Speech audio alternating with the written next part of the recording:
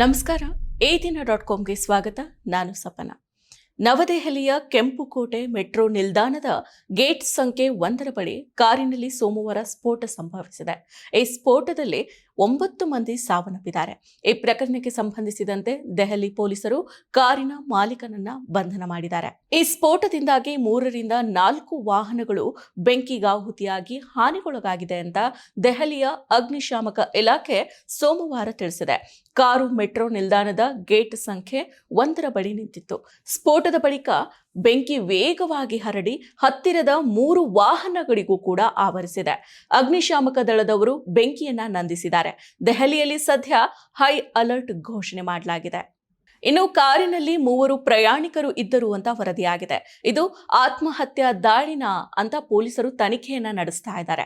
ಈ ಸ್ಫೋಟದಲ್ಲಿ 9 ಜನರು ಮೃತಪಟ್ಟಿದ್ದು 20 ಮಂದಿ ಗಾಯಗೊಂಡಿದ್ದಾರೆ. ಪ್ರಾಥಮಿಕ ವರದಿಗಳ ಪ್ರಕಾರ 8 ಜನರು ಮೃತಪಟ್ಟಿದ್ರು. ರಾತ್ರಿಯಲ್ಲಿ ಸಾವಿನ ಸಂಖ್ಯೆ 9ಕ್ಕೆ ಏರಿಕೆ ಆಗಿದೆ. 2 ಮಹಿಳೆಯರು ಸೇರಿ 20 ಮಂದಿ ಗಾಯಗೊಂಡಿದ್ದಾರೆ. ಗಾಯಾಳುಗಳನ್ನ ಸ್ಥಳೀಯ LNGP ಆಸ್ಪತ್ರೆಗೆ ದಾಖಲು ಮಾಡಲಾಗಿದೆ.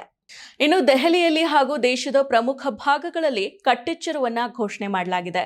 ದೆಹಲಿಯ ಸ್ಫೋಟದ ನಂತರ ಮುಂಬೈ ಮತ್ತು ಬೆಂಗಳೂರು ಸೇರಿದಂತೆ ಪ್ರಮುಖ ನಗರಗಳಲ್ಲಿ ಕಟ್ಟೆಚ್ಚರವನ್ನ ವಹಿಸಲಾಗಿದೆ. ಪಂಜಾಬ್ನಲ್ಲಿ ರೆಡ್ ಅಲರ್ಟ್ ಘೋಷಣೆ ಮಾಡಲಾಗಿದೆ. ನವದೆಹಲಿಯ ಸ್ಫೋಟದ ಹಿನ್ನೆಲೆಯಲ್ಲಿ ರಾಜ್ಯದ ಎಲ್ಲ ಜಿಲ್ಲೆಗಳಲ್ಲಿ ರೆಡ್ ಅಲರ್ಟ್ ಘೋಷಣೆ ಮಾಡಲಾಗಿದೆ ಅಂತ ಪಂಜಾಬ್ನ ಪೊಲೀಸ್ ಇಲಾಖೆಯ ವಕ್ತಾರರು ಸುದ್ದಿ ಸಂಸ್ಥೆಗೆ ತಿಳಿಸಿದ್ದಾರೆ. ಈ ಸ್ಫೋಟ ಚಲಿಸ್ತಾ ಇದ್ದ ಹೊಂಡೈ i20 ಕಾರಿನಲ್ಲಿ ಸಂಭವಿಸಿದೆ. ಅದರಲ್ಲಿ 3 ಕುಳಿತಿದ್ರು. ನಾವು ಎಲ್ಲ ಕೋನಗಳಿಂದ ತನಿಖೆಯನ್ನು ನಡೆಸ್ತಾ ಇದ್ದೀವಿ ಅಂತ ಹಿರಿಯ ಪೊಲೀಸ್ ಅಧಿಕಾರಿಯೊಬ್ಬರು ತಿಳಿಸಿದ್ದಾರೆ. ಈ ಸ್ಫೋಟ ಕೆಂಪುಕೋಟೆ ಟ್ರಾಫಿಕ್ ಸಿಗ್ನಲ್ ಬಳಿ ಸಂಜೆ 6:52 ಸುಮಾರಿಗೆ ನಿಧಾನವಾಗಿ ಚಲಿಸ್ತಾ ಇದ್ದ ವಾಹನದಲ್ಲಿ ಸಂಭವಿಸಿದೆ. ಅದರಲ್ಲಿ ಪ್ರಯಾಣಿಕರು ಇದ್ರು. ಕೇಂದ್ರ ಗೃಹ ಸಚಿವ ಅಮಿತ್ ಶಾ ಅವರಿಗೆ ಪರಿಸ್ಥಿತಿಯ ಬಗ್ಗೆ ಮಾಹಿತಿಯನ್ನ ನೀಡಲಾಗ್ತಾ ಇದೆ ಅಂತ ನವದೆಹಲಿಯ ಪೊಲೀಸ್ ಆಯುಕ್ತ ಸತೀಶ್ ಗೋಲ್ಚಾ ಅವರು ತಿಳಿಸಿದ್ದಾರೆ. ಇನ್ನು ಸರ್ಕಾರಿ ಮೂಲಗಳ ಪ್ರಕಾರ ಪ್ರಧಾನಿ ನರೇಂದ್ರ ಮೋದಿ ಅವರು ದೆಹಲಿಯ ಪರಿಸ್ಥಿತಿಯನ್ನ ಪರಿಶೀಲನೆ ಮಾಡಿದ್ದಾರೆ. ಅಮಿತ್ ಶಾ ಅವರೊಂದಿಗೆ ಮಾತನಾಡ್ತಾ ಇದ್ದಾರೆ. ಅಮಿತ್ ಶಾ ಅವರು ದೆಹಲಿ ಪೊಲೀಸ್ ಮುಖ್ಯಸ್ಥ IB ನಿರ್ದೇಶಕರ ಜೊತೆಗೆ ಮಾತನಾಡಿ ಪರಿಸ್ಥಿತಿಯನ್ನ ಪರಿಶೀಲಿಸಿದ್ದು ತನಿಖೆಗೆ ಸಹಾಯಕವಾಗಿ ಸಾಕ್ಷ್ಯವನ್ನ ಸಂಗ್ರಹಿಸುವುದಕ್ಕೆ NIA, NSD ವಿಧಿ ವಿಜ್ಞಾನ ಸಂಸ್ಥೆಯ ಮುಖ್ಯಸ್ಥರಿಗೆ ತಂಡಗಳನ್ನ ಕಳುಹಿಸುವಂತೆ ನಿರ್ದೇಶನವನ್ನ ನೀಡಿದ್ದಾರೆ ಅಂತ ಮೂಲಗಳು ತಿಳಿಸಿದಾವೆ. ಈ ಘಟನೆಯಲ್ಲಿ ಭಾಗಿಯಾದ ಕಾರು ಹೊಂಡೈ i20 ಆಗಿದ್ದು ನೋಂದಣಿ ಸಂಖ್ಯೆ HR26 CE 7674 ಅಂತ ಹೇಳಲಾಗಿದೆ. ಅಧಿಕಾರಿಯೊಬ್ಬರ ಪ್ರಕಾರ 6 ಕಾರುಗಳು, 2 ಇ-ರಿಕ್ಷಾಗಳು ಮತ್ತು 1 ಆಟೋ ರಿಕ್ಷಾ ಬೆಂಕಿಗೆ ಆಹುತಿಯಾಗಿದೆ. ಸ್ಫೋಟದ ತೀವ್ರತೆ ಎಷ್ಟಿತ್ತಂದ್ರೆ ಕೆಲವು ಮೀಟರ್ ದೂರದಲ್ಲಿ ನಿಲ್ಲಿಸಿದ್ದ ವಾಹನಗಳಿಗೂ ಕೂಡ ಹಾನಿಯಾಗಿದೆ. ಕೆಲ ಕಿಲೋಮೀಟರ್ ದೂರದ ITO ವರೆಗೂ ಸ್ಫೋಟದ ಶಬ್ದ ಕೇಳಿಸಿದೆ ಅಂತ ಹೇಳಲಾಗ್ತಾ ಇದೆ. ನಾನು ಅಲ್ಲಿ ನಿಂತು ಯಾರ ಜೊತೆಗೂ ಮಾತಾಡ್ತಾ ಇದ್ದೆ. ಆಗ ವ್ಯಕ್ತಿಯ ಕೈ ಅಂದ್ರೆ ಶರ್ಟ್ ಇದ್ದಂತೆ ನನ್ನ ಪಕ್ಕದಲ್ಲಿ ಬಂದು ಬಿದ್ದಿತ್ತು. 20 ನಿಮಿಷಗಳಲ್ಲಿ ನಂಬಲಾಗದ ಹಾಗೆ ಸನ್ನಿವೇಶ ಬದಲಾಯಿತು. ಬೃಹತ್ ಸ್ಫೋಟದ ಕೆಲವೇ ಕ್ಷಣಗಳಲ್ಲಿ ಆಗಸದಲ್ಲಿ ಕೆಂಪು ಹೊಗೆ ತುಂಬಿತು. ಎಲ್ಲರೂ ಕೂಡ ಭೀತಿಯಿಂದ ರಕ್ಷಣೆಗಾಗಿ ಓಡ್ತಾ ಇದ್ರು. ಸ್ಫೋಟ ಎಷ್ಟು ತೀವ್ರತೆ ಆಗಿತ್ತಂದ್ರೆ ಮನುಷ್ಯರ ದೇಹದ ಭಾಗಗಳು ಎಲ್ಲೆಂದರಲ್ಲಿ ಹಾರಿ ಬಿದ್ದಿದ್ವು ಅಂತ ಪ್ರತ್ಯಕ್ಷದರ್ಶಿ ಮುದ್ಗಲ್ ಅವರು ಹೇಳಿದ್ದಾರೆ. ಜಾಮಾ ಮಸೀದಿಯ ಸಮೀಪದ ಪಾನಿಪುರಿ ಅಂಗಡಿ ಮಾಲೀಕ ಮನೋಜ್, ಸ್ಫೋಟ ಸಂಭವಿಸಿದ ಕೆಲವೇ ನಿಮಿಷಗಳಲ್ಲಿ ನಾವು ಸ್ಥಳಕ್ಕೆ ಧಾವಿಸಿದ್ವಿ. ಜನರು ಕಿರ್ಚಾಡ್ತಾ ಇದ್ರು, ಕೆಲವರು ಶವವಾಗಿದ್ರು.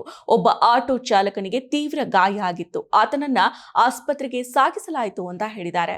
ಇನ್ನು ಸ್ಫೋಟ ಸಂಭವಿಸಿದಾಗ ನಾವು ನಿಧಾನವಾಗಿ ಚಲಿಸ್ತಾ ಇದ್ವಿ. ಕಿಟಕಿ ಗಾಜು ಒಡೆದು ಹೋಯ್ತು ಹಾಗೂ ನಾವು ಮಾರುಕಟ್ಟೆಯ ಕಡೆಗೆ ಓಡೋದ್ವಿ. ಅಲ್ಲಿ ತುಂಬಾ ಜನದಟ್ಟಣೆ ಇತ್ತು.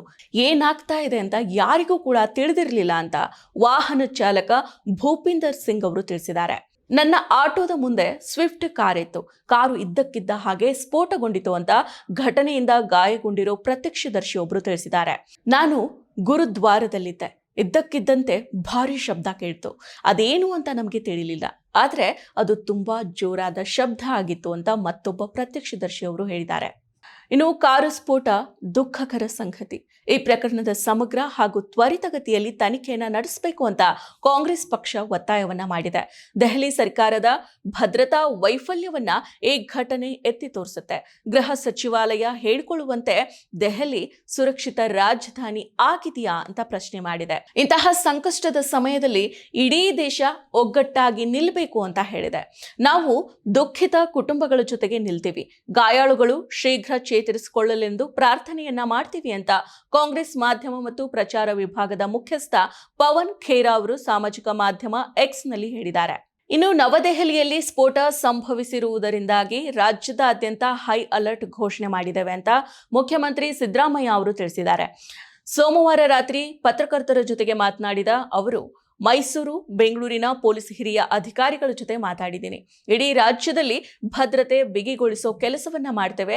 ಜಿಲ್ಲಾ ಕೇಂದ್ರ, ವಿಮಾನ ನಿಲ್ದಾಣ, ರೈಲು ನಿಲ್ದಾಣ ಸೇರಿದಂತೆ ಜನಸಂದಣಿ ಹೆಚ್ಚಿರೋ ಕಡೆ ಭದ್ರತೆಯನ್ನ ಬಿಗಿಗೊಳಿಸುವಂತೆ ಸೂಚನೆಯನ್ನ ನೀಡಿದ್ದೇನೆ. ಸ್ಫೋಟದಲ್ಲಿ ಮೃತಪಟ್ಟವರ ಆತ್ಮಕ್ಕೆ ಶಾಂತಿಯನ್ನ ಕೋರ್ತೀನಿ ಅಂತ ಹೇಳಿದ್ದಾರೆ. ದೆಹಲಿಯಲ್ಲಿ ಭದ್ರತಾ ಲೋಪ ಉಂಟಾಗಿದೆಯೋ ಇಲ್ಲವೋ ಅನ್ನೋದನ್ನ ತಿಳಿದುಕೊಂಡು ನಂತರ ಪ್ರತಿಕ್ರಿಯೆಯನ್ನ ನೀಡ್ತೇನೆ ಅಂತ ತಿಳಿಸಿದ್ದಾರೆ.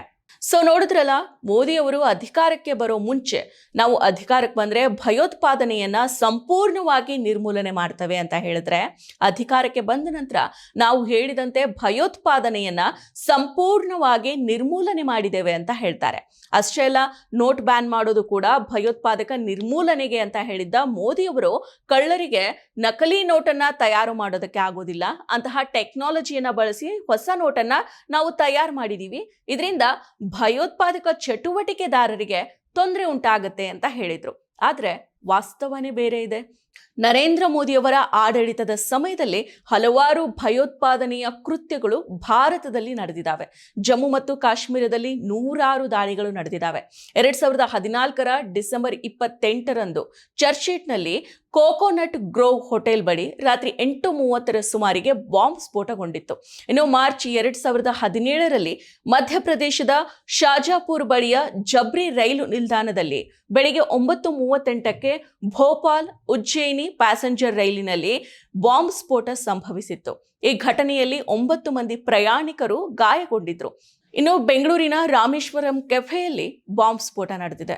ಪುಲ್ವಾಮಾ ದಾಳಿ, ಇತ್ತೀಚೆಗೆ ನಡೆದ ಪಹಲ್ಗಾಮ್ ಅಟ್ಯಾಕ್ ವರೆಗೂ ಕೂಡ ಇಲ್ಲಿ ನಡೆದಿರೋ ದಾಳಿಗಳು ಮೋದಿ ಆಡಳಿತದ ಸಮಯದಲ್ಲಿನೇ ನಡೆದಿದ್ದಾವೆ. ಹೀಗಿದ್ದಾಗ ಭಯೋತ್ಪಾದನಾ ನಿರ್ಮೂಲನೆ ಹೇಗಾಯ್ತು? ಇದನ್ನ ಅರಿಯದೇ ಇರೋ ಕೆಲವು ಅಂಧಭಕ್ತರು ಮೋದಿ ಬಂದ ಮೇಲೆ ಬಾಂಬ್ ಬ್ಲಾಸ್ಟ್ ಆಗಿನೇ ಇಲ್ಲ ಅಂತ ಹೇಳ್ತಾರೆ. ಪುಲ್ವಾಮಾ, ಪಹಲ್ಗಾಮ್ನಂತಹ ದಾಳಿಗಳಲ್ಲಿ ಅಷ್ಟು ದೊಡ್ಡ ಉರಿ, ಅಷ್ಟು ದೊಡ್ಡ ದಾಳಿ ಇದ್ದಾಗಲೂ ಕೂಡ ಸಮರ್ಥನೆ ಮಾಡ್ಕೊಳ್ತಾರೆ. ಆದ್ರೆ ಮೋದಿ ಅಧಿಕಾರಕ್ಕೆ ಬಂದ ನಂತರವೂ ಹಲವಾರು ಬಾಂಬ್ ಬ್ಲಾಸ್ಟ್ಗಳು ನಡೆದಿದ್ದಾವೆ ಅನ್ನೋದು ಸತ್ಯ. ಈಗ ಮತ್ತೆ ದೇಶದ ರಾಜಧಾನಿ ದೆಹಲಿಯಲ್ಲಿ ಬಾಂಬ್ ಬ್ಲಾಸ್ಟ್ ಆಗಿದೆ. ಇದಕ್ಕೆ ನೇರ ಹೊಣೆ ಕೇಂದ್ರ ಗೃಹ ಸಚಿವ ಅಮಿತ್ ಶಾ ಅವರಲ್ವಾ? ಇದರ ಹೊಣೆಯನ್ನ ಹೊತ್ತು ಅಮಿತ್ ಶಾ ಅವರು ರಾಜೀನಾಮೆಯನ್ನ ಕೊಡ್ತಾರಾ? ಕಾದ್ ನೋಡಬೇಕಿದೆ. ಮತ್ತಷ್ಟು ವಿಶೇಷ ವಿಡಿಯೋಗಳನ್ನು ನೋಡಲು ಮತ್ತು ಹೊಸ ವಿಡಿಯೋಗಳ ಬಗ್ಗೆ ತಿಳಿಯಲು ಈ ದಿನ .com ಯೂಟ್ಯೂಬ್ ಚಾನೆಲ್ ಸಬ್ಸ್ಕ್ರೈಬ್ ಮಾಡಿ ಮತ್ತು ಬೆಲ್ ಐಕಾನ್ ಕ್ಲಿಕ್ ಮಾಡಿ.